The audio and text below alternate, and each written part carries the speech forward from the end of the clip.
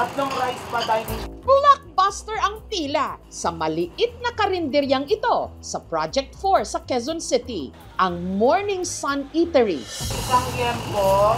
Take out na take out lahat. Thank you so much.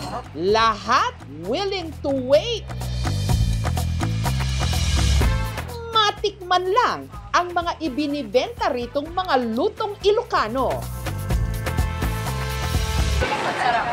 Pero hindi na ito pangkaraniwang karinderya lang dahil kamakailan lang ang Morning Sun Eatery napabilang sa listahan ng pinakamasarap na mga kainan hindi lang sa Pilipinas kundi sa buong mundo ng prestigyosong Michelin Guide.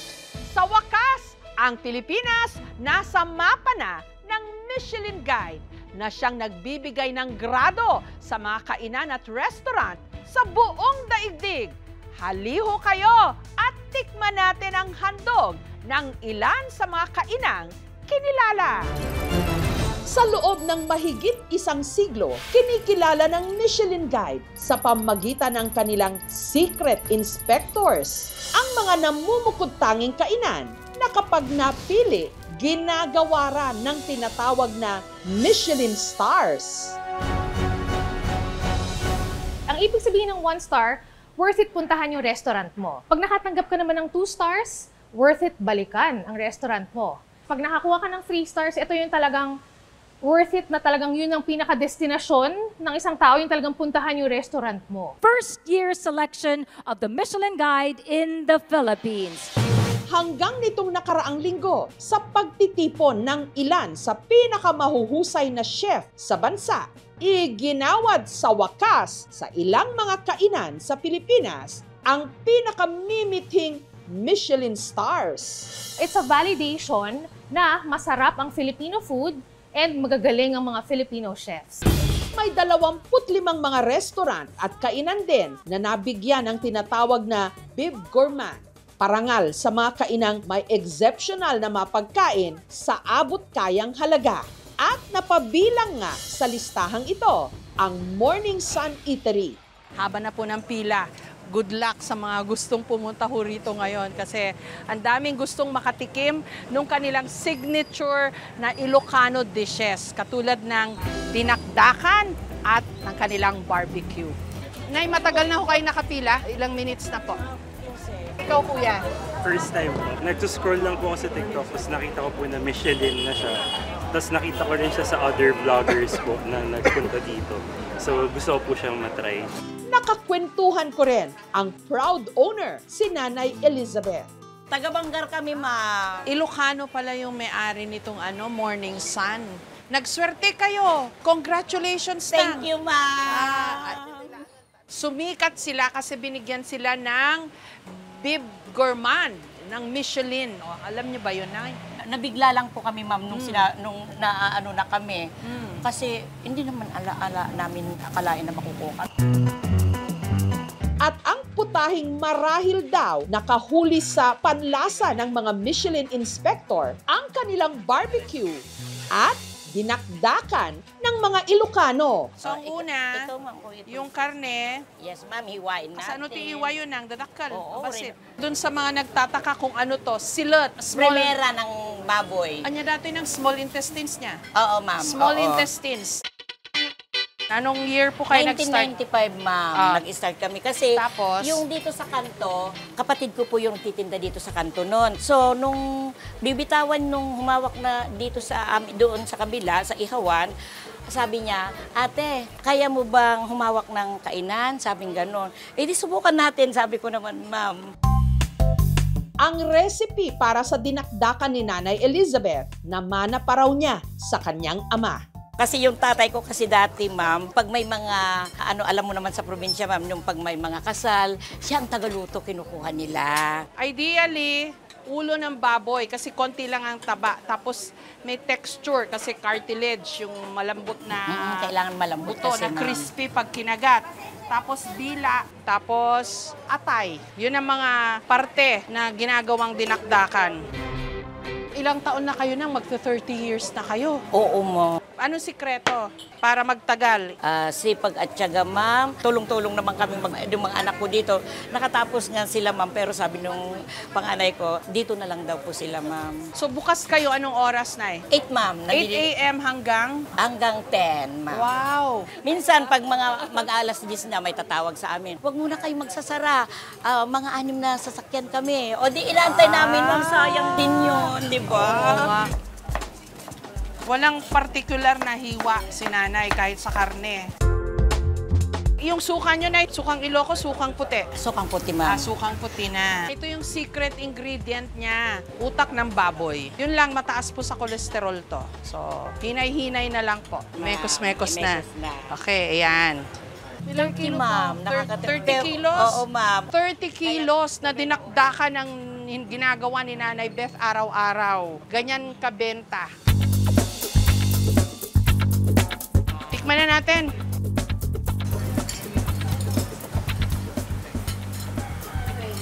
Gusto lang, tipanagraman ko nang. So kayo nga eh.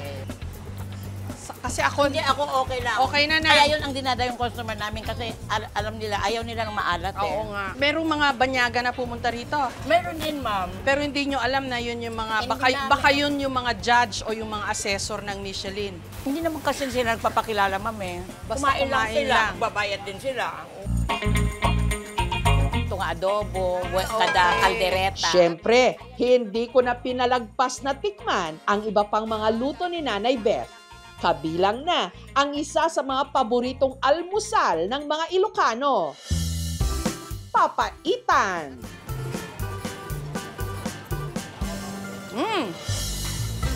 Ang sarap. Nagimas, apo, mangantayo. Harap. Para akong umuwi sa La Union. Sarap. Mga vlogger daw kayo. Yes po. Anong tawag sa inyo? Bex Friends po. Bex Friends. Ano po, Ma'am Uy. Jessica? Bex Friends. Aha. Bex Friends. Oh, yan. Anong kinain nyo? Lahat po nung nandun sa menu, in order po namin. Okay. Yung last ko po titikman yung barbecue nila. Masarap. Sarap! Oy, parang exage naman to. Ganito siya, sabi niya. Ang sarap! Kagatin mo naman muna para authentic. Kailangan lasahan ko muna bago ko mag-react. Ikaw react agad eh. Yung mga panlasa ni nanay na nilagay, hindi na overpower yung lasa ng karne. Dahil? Ano po yung smoky na... Oy. Anong pinakagusto mo sa lasa? Yung utak, parang nagka-utak din ako. Kasi may mga sikat na chef, si Erwan Yusaf, si Chef JP Anglo. Nakipirma na rin ako sa kanilang autograph wall.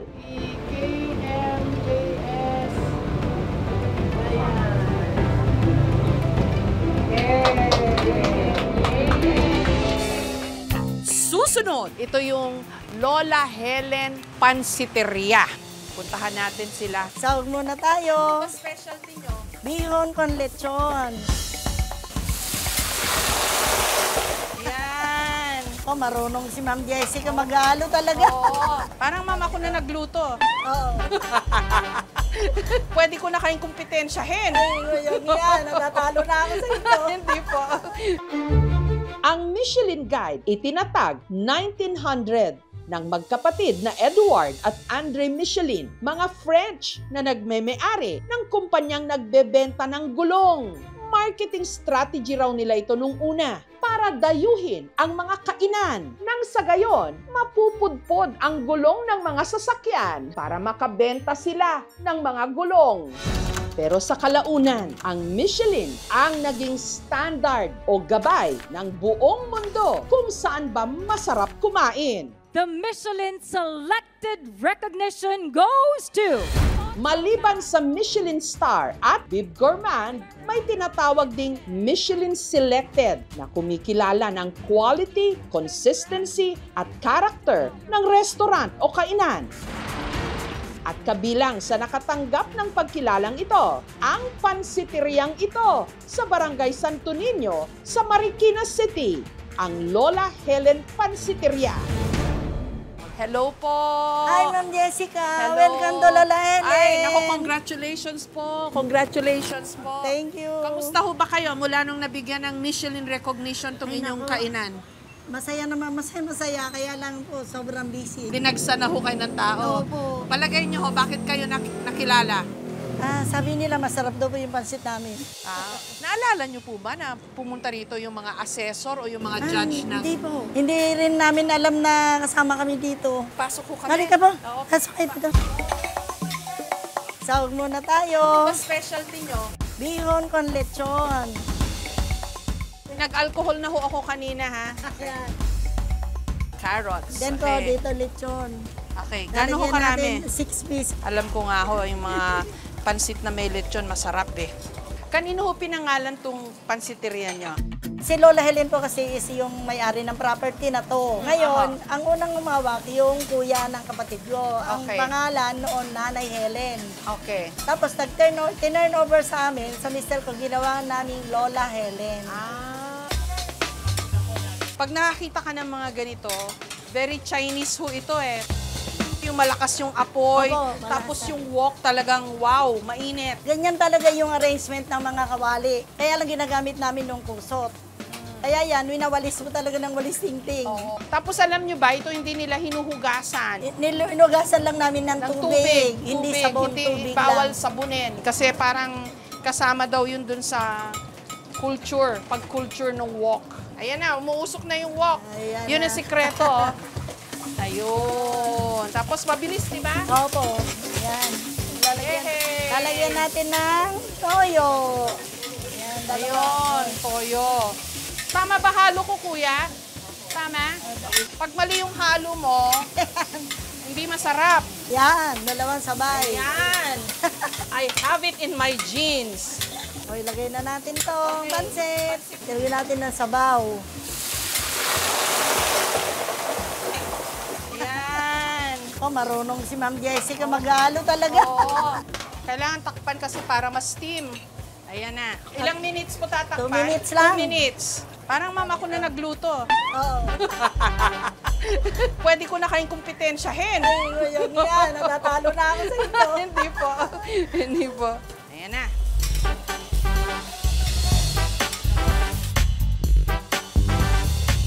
Okay. Ganon.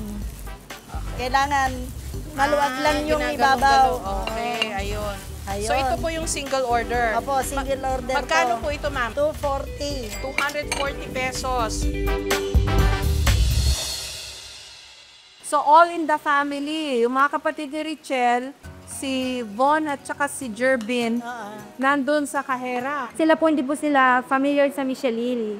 So, in-explain ko po sa kanila na talagang kilala tayo sa buong Pilipinas, sa buong mundo. Okay, let's eat.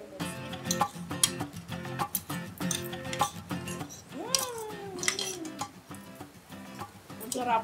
Yung simpleng-simple, swabeng-swabe, pero nalalasahan mo, malinamnam. Kasi siguro yung ipinansabaw nila at saka yung mga karne, may smokiness. Yun talaga. Kasi yung apoy ng wok, yun ang sikreto talaga sa Chinese cooking. Ano pong nagawa nitong restaurant na to sa buhay niyo, ma'am? Malaki. Siyempre, dito lahat ng galing. Pinangaral ng mga bata. Nakabili kami ng mga bahay namin. Tatlo. Di ba nila mabilang yung kanilang bahay? Nagtatalo si Ma'am at saka si Sir. Tatlo Mga lang. bahay nila. Katas ng pansit.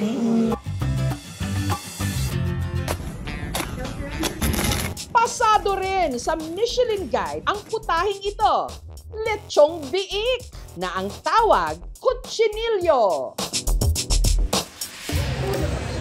Sa sobrang lambot ng laman at lutong ng balat, hindi mo kailangan ng kutsilyo para hiwain. Sakto na ang plato o platito. Isa pa sa mga nabigyan ng Bib Gourmand ng Michelin, itong restaurant na Kochi sa BGC. At hulaan niyo po kung sino ang may-ari nito. Sigurado ako, kilala niyo siya. Hello! Hi, Marvin! Say hello to actor turned chef, Marvin Agustin. Thank you for Congratulations! Thank you for coming. Wow. Uy, talaga naman. I'm making you a drink. Oh. Di ba? Para makaselebrate tayo. Sige. Yun ba yung celebratory drinks? Yes. Sangria. Kasi nga, Spanish ang cochinillo di ba? Oh, so Filipino and Spanish inspired yung restaurant, but more importantly, inspired by my childhood recipes and my travels. Oh. Yeah. Anong pakiramdam nung nakuha mo to? Wow, Bib Gourmand. Hindi makapaniwala sa award. Yeah. Sangria. Cheers. Yeah. Para sa ating lahat to. Oh, yes. Kasi finally, kinilala na tayo ng Michelin, di ba? Dati, ano lang tayo, abangers. Ngayon at saka inggit match. Those with a Bib Gourmand recognition are Kochi. Ano daw ibig sabihin ng Bib Gourmand? Bib Gourmand is for restaurants that's serving not necessarily cheap and affordable, but value for money. Malaking bagay na yon. Oo. Kahit hindi pa star. Pero malay mo, di ba? Next year or the year after next. Sana star. Ay, nako. Baka hindi lang kami umiyak nun. Baka maglupasay na kami nun.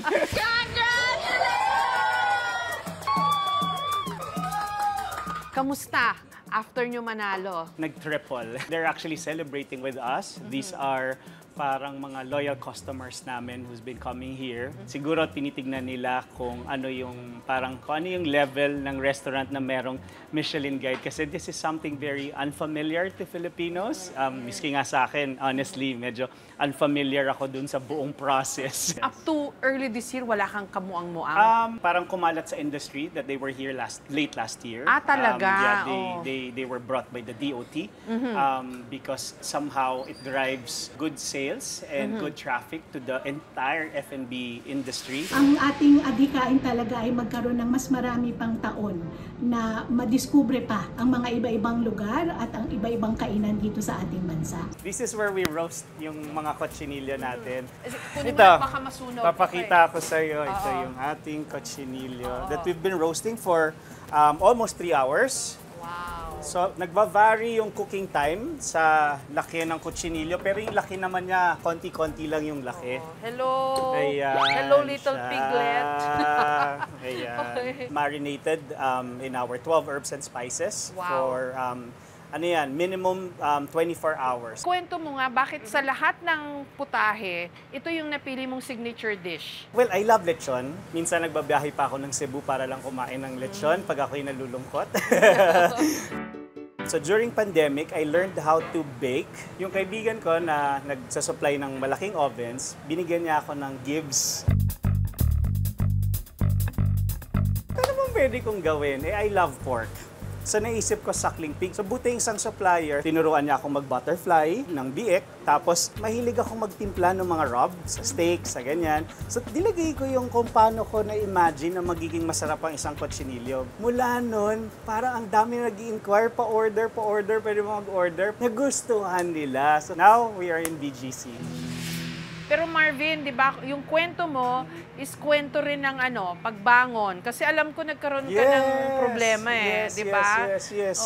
So I've been doing it for like almost 2 years during pandemic. Dumaming orders. I had to talk to every customer sa lahat ng mga naging problema namin. Yung iba, naging mas loyal pa sa amin. Yung iba, mas naging kaibigan namin. Kasi parang nakita nila yung sincerity dun sa mistake na nangyari sa amin. May leksyon sa cochinillo.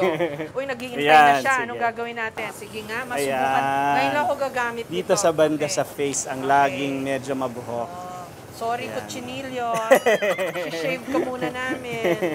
Itong mga suckling pig nyo, locally raised? Marinduque. Marinduque. And Marinduque pigs are the best pigs. Ang star of the show.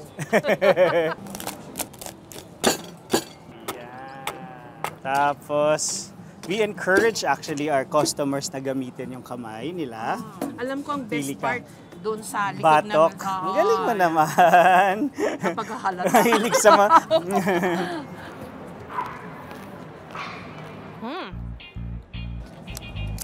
Iba no? Iba yung lechon na malaki sa kutsinilyo. Iba. Yes. Marvin, alam mo, nakaka-proud ka. Kwento mo nga, saan ka nang galing? Paano ka nagsimula? Yeah, yung family namin na-challenge talaga nung nawala ng trabaho yung daddy ko. Tapos nakulong siya. Yung mommy namin had to actually work for the three of us na magkakapatid na lahat nag-aaral. Na kami yung pinag-aral sa private school pero kami yung pinakamahirap at hirap na hirap sa buhay na hindi nakapag-exam on time. Tuwing merong exam, nasa labas ako ng classroom. Kaya Kasi hindi nakabayad hindi ng nakakabayad tuition. ng tuition. But kami nga magkakapatid, nagtulong-tulungan kami para hindi masyadong mahirapan yung nanay namin. Kaya lahat kami nagtrabaho sa fast food, sa restaurant, hindi lang basta waiter or tagahugas. Nagsimula sa pagiging mascot. Umabot sa point na buong restaurant kaya kong asikasuhin at the age of 16. And then now you're the owner of, hindi lang itong kotse ang daming restaurant ng batang to.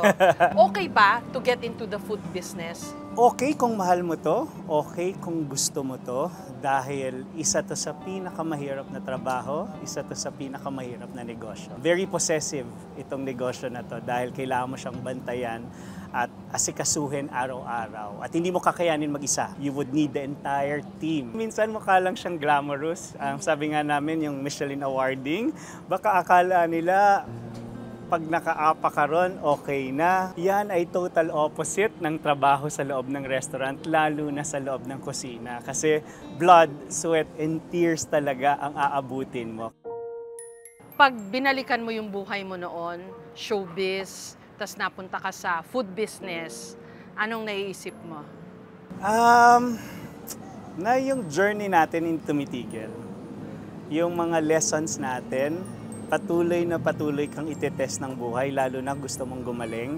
Pahirap siya ng pahirap. Isa siyang budol. Oo, yung salita na, pag magtrabaho ka para guminhawa ang buhay mo, hindi pala siya giginhawa ng ganun-ganun lang. Walang ibang formula kundi paghihirapan mo lang. Next level na hirap. Next level na hirap. Kung nagbibigay ka ng hard work dati, harder work pala dapat ngayon. Kaya nga importanteng gusto at masaya tayo sa ginagawa natin. Tatlo pa lang yan sa mga kinilala ng Michelin Guide. Sarap! Sa mga susunod na linggo, titikman din natin ang handog ng mga naka 1 star, 2 stars, at iba pang mga pinili sa kategoryang Bib Gourmand at Selected. Ang sarap! Matagal na nating alam na masarap ang pagkaing Pilipino. Pero dahil sa pagkilala ng Michelin Guide, kumpirmado! Marami sa ating mga kainan, world class! Mabuhay! Harap!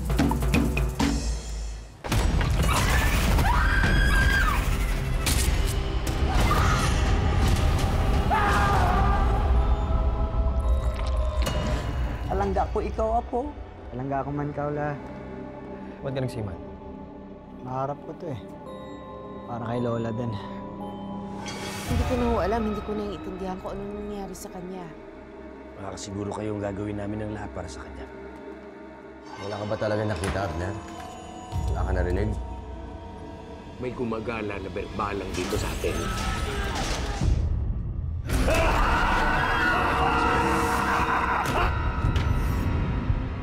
Ang mga nangangambang puso't isip, ginagamit yan ng demonyo para kumapit sa kaluluwa ng tao.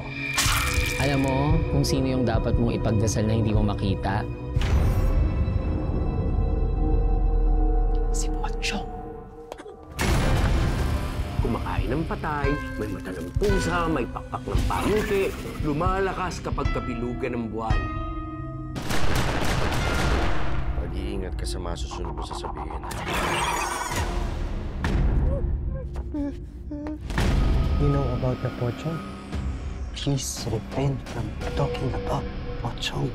Do not attract its attention. Father Rex, yan po bang pinakamatinding sanib na naharap ninyo? Hindi ako titigil hanggang hindi ako nakapaningin. Hindi tayo papatay. Kakampi natin ng Diyos. Huwag sumapakita sa akin! Ah! Masusunod ang kaluluwa mo, Silvia mo! Mapatawad ang Diyos sa lahat ng lumalapit sa kanya!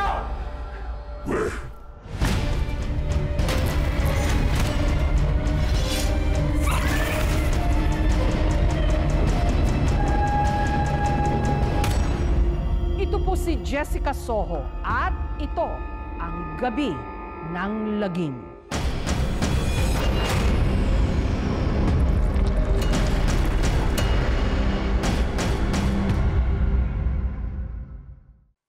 Thank you for watching, mga kapuso. Kung nagustuhan niyo po ang videong ito, subscribe na sa GMA Public Affairs YouTube channel. And don't forget to hit the bell button for our latest updates.